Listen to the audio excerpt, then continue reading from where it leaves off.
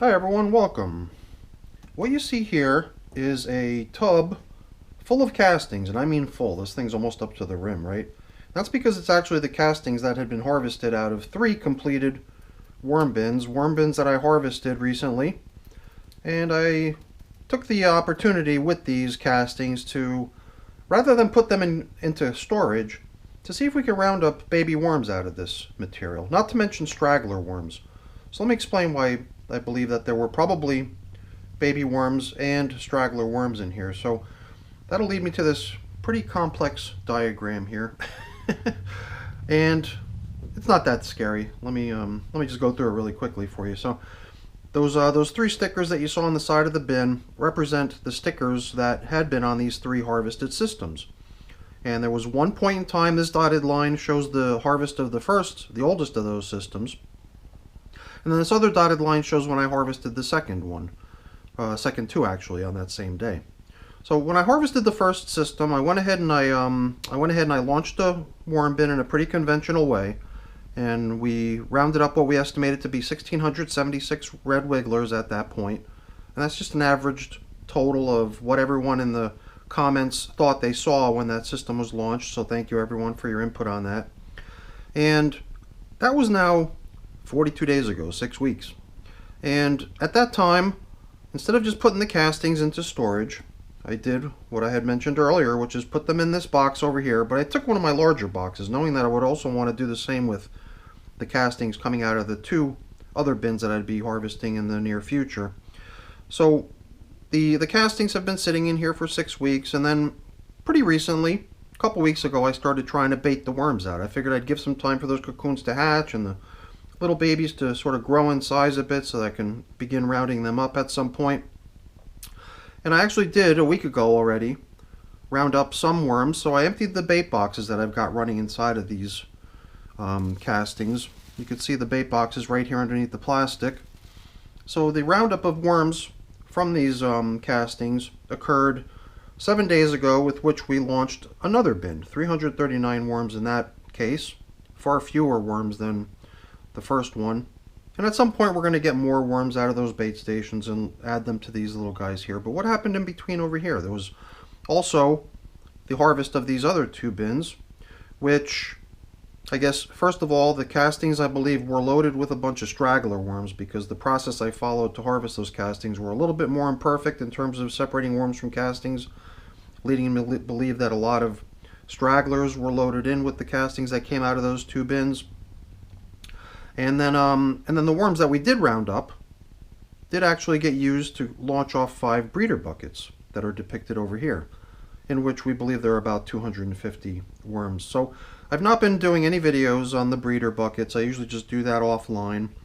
And I'm really down here today to feed these 2 newest bins of mine. The now 6-week-old bin and the now 1-week-old bin. And this is actually the first feeding for this newest bin of mine, and as I do often, I'm going to be pairing these 2 up as buddy bins. So I got some food on the bench already, and I'm pretty much set to go. I'm just going to slip on a glove and we're going to get those bins fed. So let's get to work.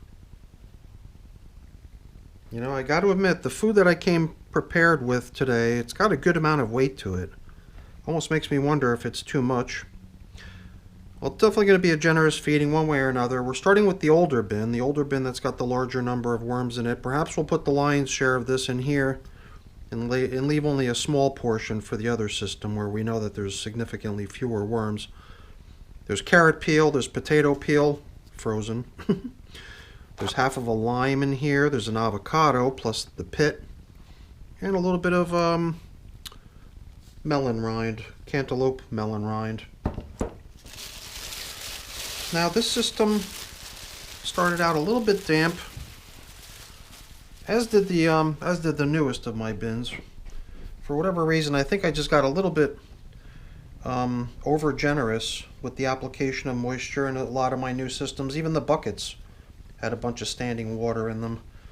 So I've been spending the past few days just kind of coping with that, between ladling water out of the buckets or applying dry bedding to try to sop up some of the extra moisture. I'm starting to feel like I've probably gotten things back to a pretty normal state at this point. So I believe here too we would go down to the bottom of this bin during the first couple feedings. There have been 3 feedings to this system already, and this will be feeding number 4. But I do remember going down to the bottom of this one during previous check-ins and seeing standing water, which I did not see this time. So it does appear that we're kind of on that road to recovery. As you saw, there was a plastic covering, which would have prevented a lot of evaporation from occurring, keeping most of the system's moisture in here. So I can't remember if there was just maybe a whole bunch of dry bedding added here last time to help compensate. I don't really recall what the last check-in consisted of, but I'm already starting to bump into some of the leftover foods that have been applied to this bin in previous feedings. That was a piece of banana peel right there. There was also a lot of very large chunk pieces of bedding used to build this bin originally. This is some sort of peel. I don't know what kind of peel that is.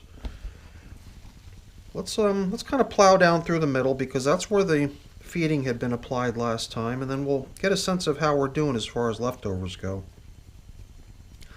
I know there was a lot of large chunk cardboard, as we can see a piece of right here. There was large pieces of leaf bag, I believe. There was paper towels.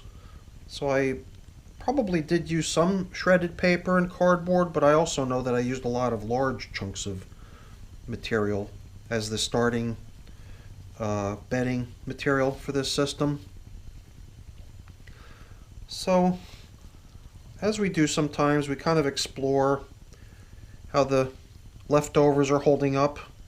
So I'm seeing a mango seed, which would tell me that this is probably what I thought it was, which is mango peel. And you know how, I don't know, if you've ever handled one of these mango seeds, they're tough. That's going to take quite some time to break down, and that's the reason I figured in here in the newer bins is a good place to include those avocado seeds in that avocado, or well, one avocado seed, but also the avocado peels. One is going to go into each of these bins. And I think we'll put the pit in here since there's more worms to work on it. Another banana peel, quite a good sized one. I believe this was a banana peel that was so long that it kind of reached across the entire system. And here's another mango seed. So besides mango seeds now, we're going to be putting some other slow composting items in here with the avocado pit and the avocado shells. Here's a very slow composting item that's actually a throwback to the system that these worms were hauled out of. The system when it was harvested also still had some lingering slow composting items in it, one of which was this stem of a pumpkin.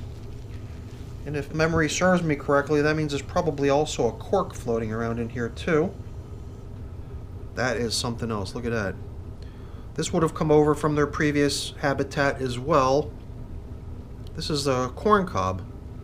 And you can see the worms are very busy working the insides of the corn cob out. That is something else. It would be very tempting just to shatter that thing and break it apart, but I think that's so fun having a material that on its own has broken down to that point. So it looks like we were already thinking along those same lines here with avocado, because there's already an avocado in here.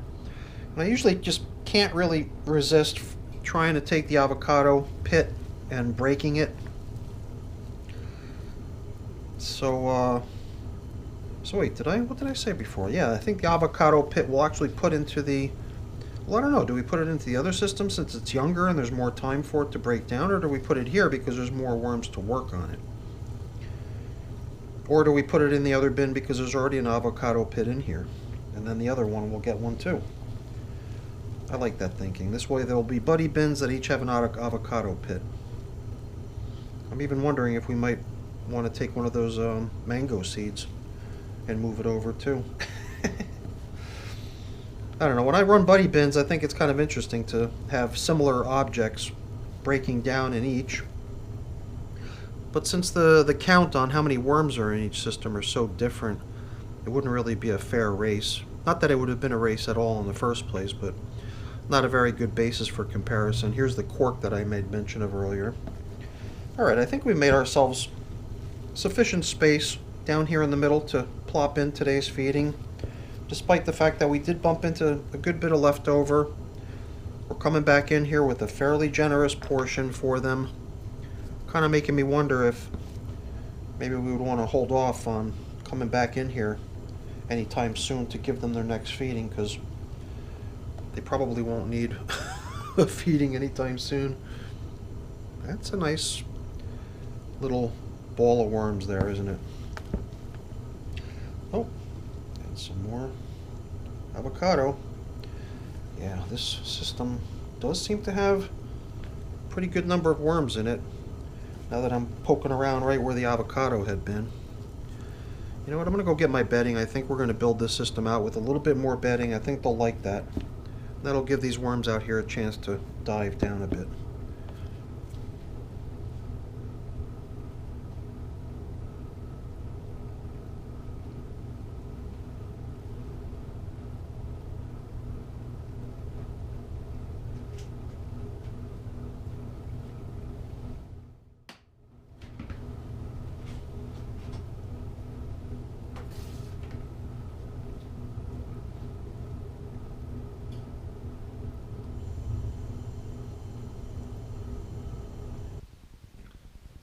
I had to be careful because these two little worms I found on my glove afterwards were pretty lively little guys. You could see how much they're moving around. Every time I would take my eyes off them, they would...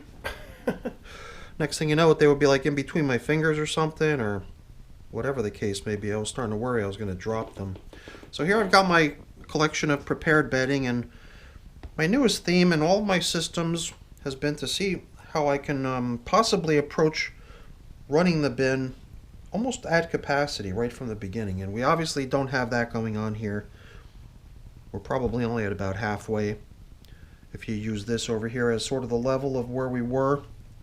But I think we're coming along pretty nicely in here, and we've got a good enough sized population in here to I believe, to I think be pretty generous with giving them a pretty nice large space to be in. So I think we can go pretty generous here on our bedding. So let's sprinkle in a little bit of this stuff first, and then I've also got some stuff like soiled napkins, soiled paper towel, some stuff we can also include down here as additional bedding. And I guess we could maybe get all these old objects returned down into the feeding area.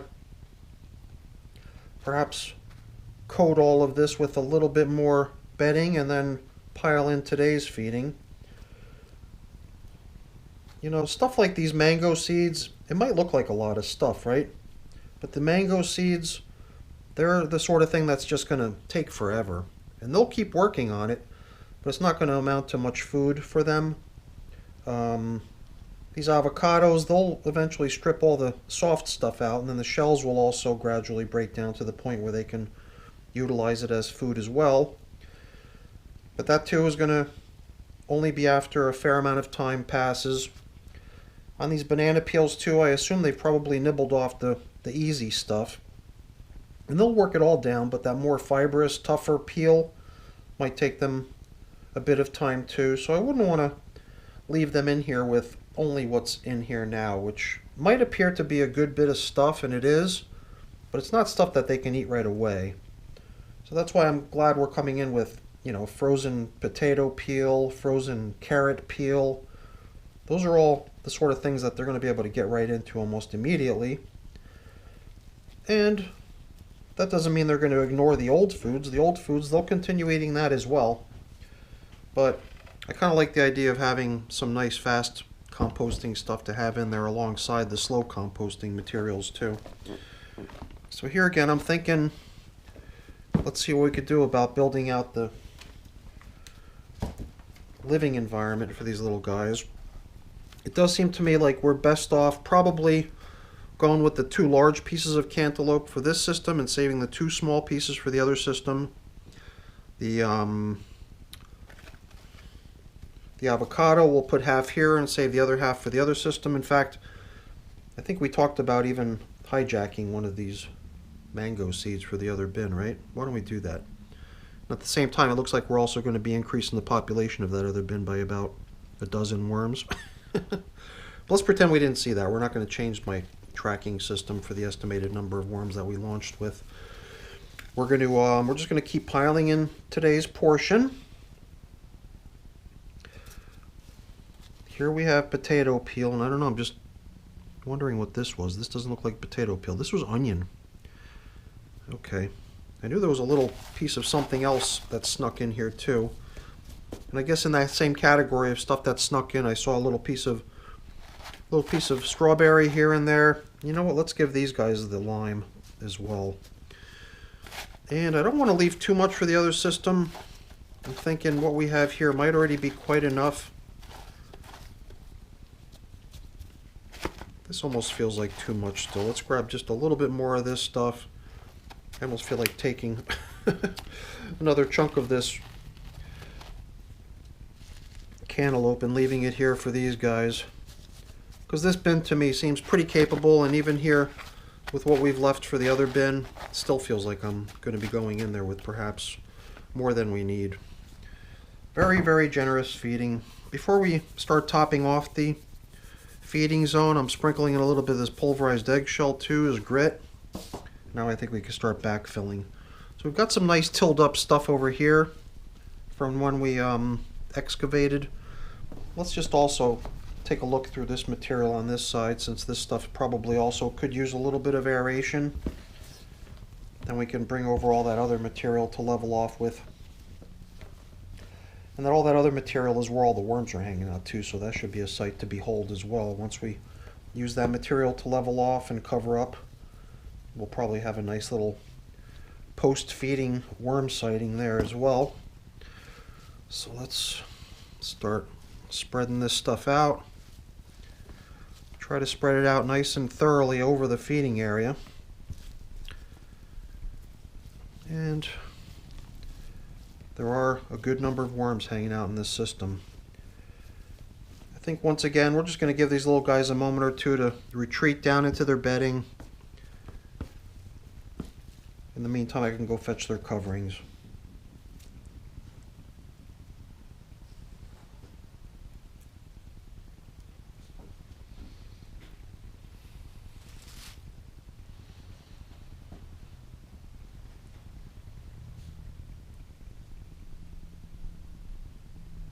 Now before we drape out the top covering newspaper, we're going to place this coffee filter over our feeding zone, just so we know where we last fed.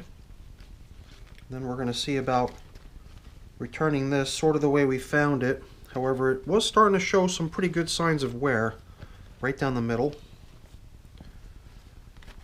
So who knows, maybe in some future check-in, not too far in the future, we'll be able to just put this piece of paper to better use by including it in the feeding zone as supplemental bedding. But I do also like having a top covering that the worms can hang out on after the moisture that recirculates under the plastic sort of drops down and lands on that paper. It does sort of become a little bit of a worm party over there too sometimes. So I don't know, how long do we wait between now and the next feeding on this bin? It could be some time. I don't know. Probably go with 10 or 12 days, kind of following the norm around here. All right, let's go get the other bin and we'll get them fed too.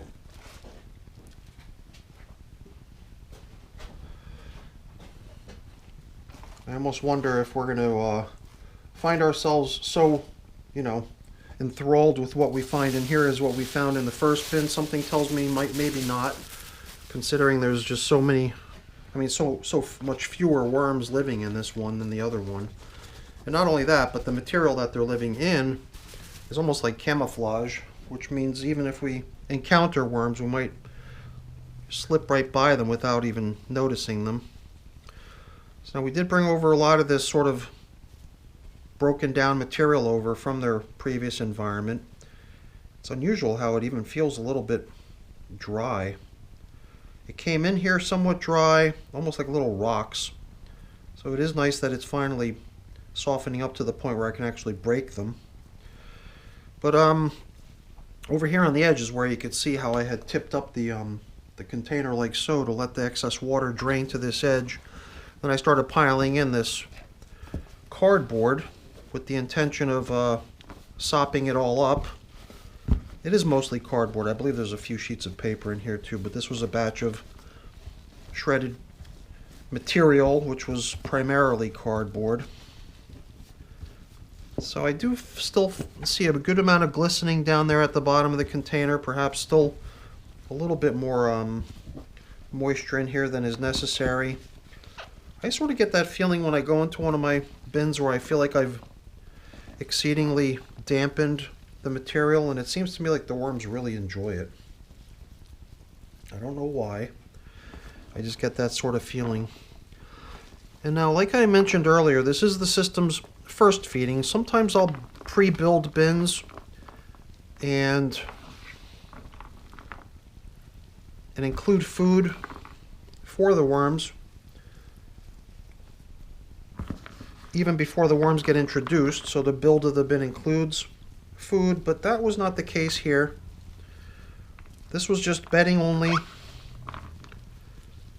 However, when we loaded the worms in here, we did load them in with this kind of leftover chunky material, which I didn't really consider to be fine castings. Didn't want to sort of mix it in with what's in the bus box we saw in the beginning. So I figured I would just sort of bring it with the worms over into their new environment, and it would just be sort of a slight jump start to the castings that would eventually start to pile up in here. But, you know, the number of worms living in here, it's going to take time.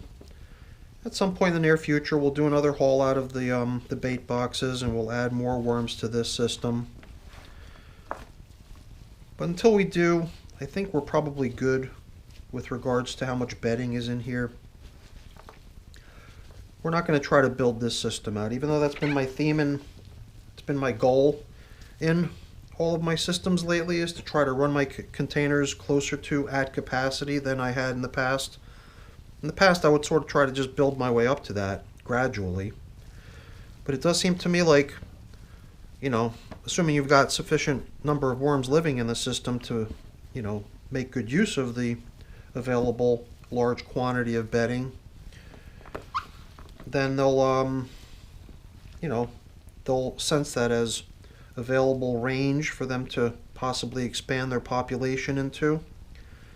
But I feel with only a few hundred worms living in here and possibly about, I don't know what I would estimate to be about 3.5 or 4 gallons worth of bedding, we're probably at a pretty good point here where we might even be sort of triggering a breeding behavior in these worms, because they're going to sense that there's a good amount of available space for them to cruise around in and to fill with baby worms.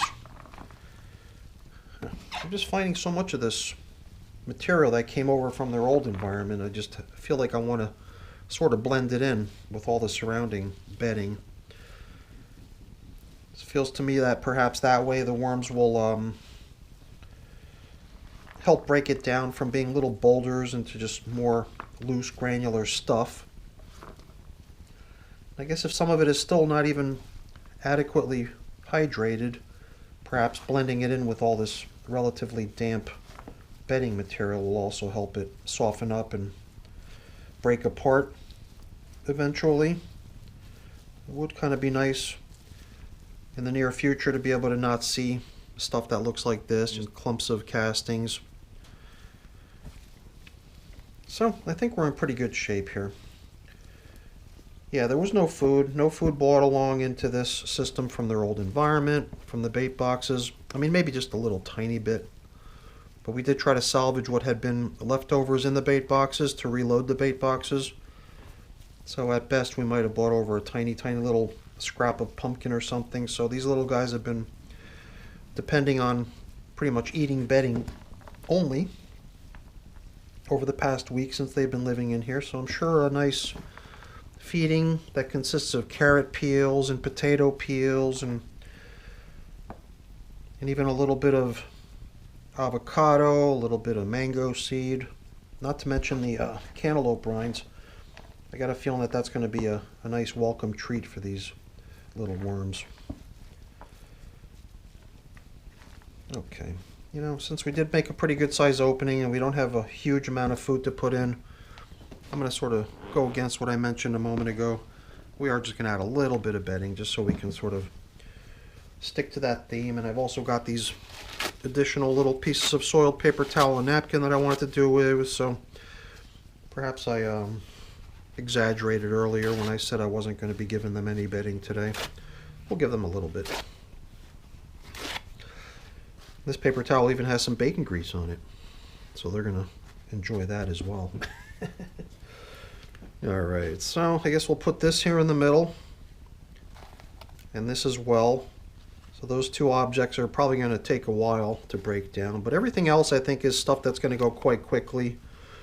Frozen carrot, frozen potato peel, even strawberry, a couple hints of strawberry here and there. This should be a feeding that these little guys will be able to do away with quite quickly. And since they're buddy bins, we're going to be feeding them on the same day in the future. So we're going to have to come up with some sort of a realistic time frame for the interval here, since there was quite a disparity in the amount of food. But then again, we've got quite a big disparity in the number of worms living in each system too, so perhaps we've actually portioned things just right so that we'll have sort of a convergence at some point in the near future where both systems are ready for feeding around the same time.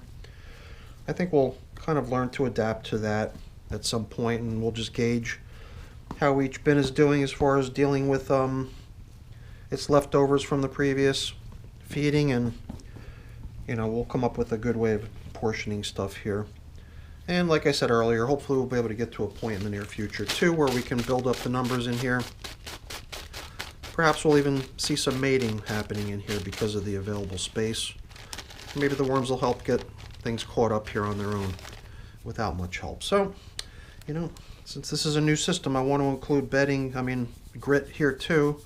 Usually I want to sprinkle it right onto the foods that they're getting, but I guess in this case I'm just going to sprinkle it over the top of where their foods were applied. And hopefully they stumble on it and are able to make use of it, even though I didn't put it right under their noses. So, first feeding for my newest 1-week-old bin. That was feeding number 4 for my now 6-week-old, 42-day-old bin. And this is now my newest pair of buddy bins. So, that's it for today's check-in. I've got a little bit of cleaning up and putting away to take care of. I'm not going to waste your time with that because that stuff's boring. But really quick before I go, let me just say thank you. Thank you so much for watching. Hopefully you enjoyed the video. If you did, as always, please don't forget to leave me a quick thumbs up before you go. That's always very much appreciated. And if you haven't done so already, please also consider subscribing to the channel. That's very much appreciated as well. All right, everyone, have a great day. Thanks for watching. Bye-bye.